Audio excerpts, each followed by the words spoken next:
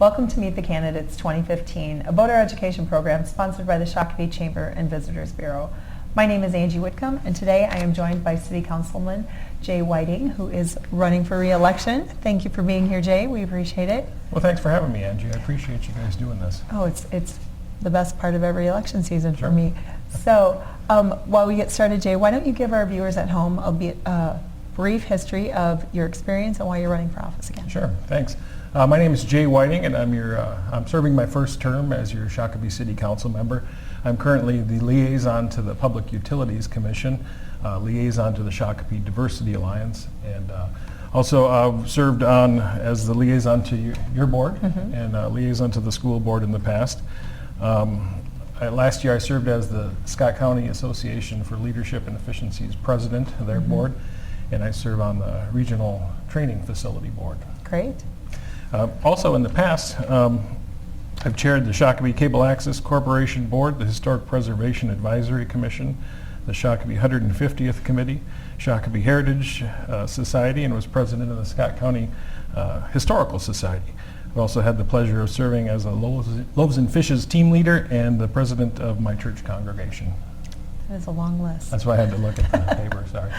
So Jay, in your opinion, what is the most pressing issue facing Shakopee in the next year? And if re-elected, how will you work to address it? That's a great question. And to answer it, it's planning. Planning for the next 5, 10, 20 years. Okay. And planning that includes, our next residential and commercial growth areas and how things flow together with each other. Planning transportation projects and transit. And being able to get the flow of workers with the transportation and transit projects that get the workers to our jobs that we've created. So that's important. I think the businesses feel that. Yeah. So Jay, if you are re-elected, what are 3 concrete actions that you would take or support to help enhance the health of the business community?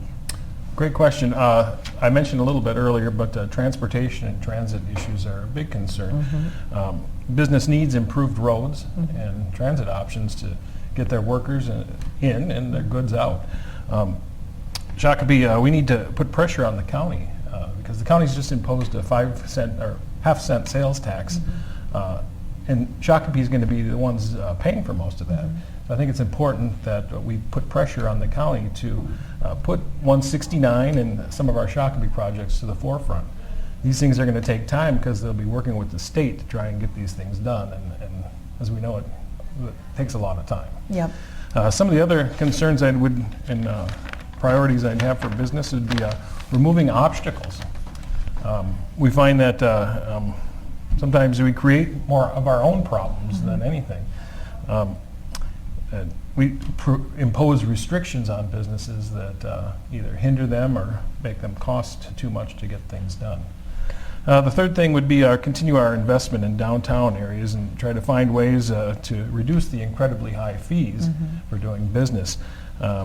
One recent event, business wanted to come in and rebuild or redevelop and hook up to water, and they're going to get charged $100,000 for a water hookup that they've already basically have. So these are the things we set up to hinder our own self. So I would like to work with the public utilities more and transparently work toward common goals with the same vigor and get some of these projects done. Great, great. So Jay, when you are sitting on the city council and you're making decisions, in your opinion, whose interests should matter most in that decision-making process? Well, the only answer is the citizens and the voters of this community. Many times you have an issue that comes up, and as an elected official, you have to weigh between the voices of a real vocal minority and what you think is right for the city.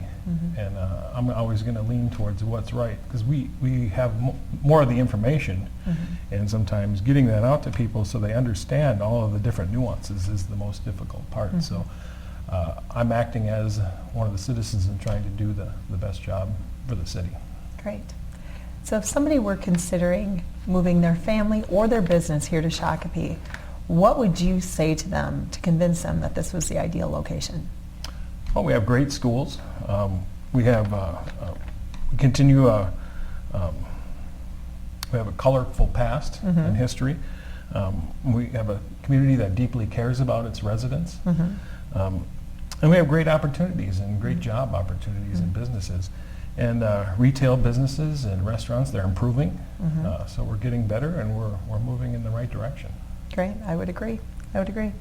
So as we wrap up this interview, why don't you tell our audience at home why you think you're the best candidate for this job? Sure. Well, I have the experience and continue the progress that we've been working towards. I've proven to make the tough decisions when it counts. I know who to contact, and more importantly, when it's appropriate to contact staff when issues arise.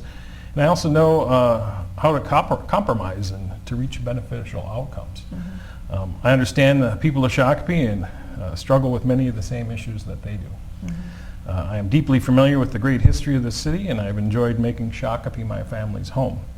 I see a great potential for this city, and I will continue to work towards continuous improvement. I want to thank the Chamber for this opportunity and to address the voters and to ask for your vote on November 3rd. If you have any more questions, please check out my website at jwhitingforcouncil.com. Great. Thank you. Jay, thank you for being here with us today. And thank you at home for watching this edition of Meet the Candidates 2015. Please check out the Chamber's website at shakopee.org for all of the information you need to get out the vote on November 3rd, including poll locations and time.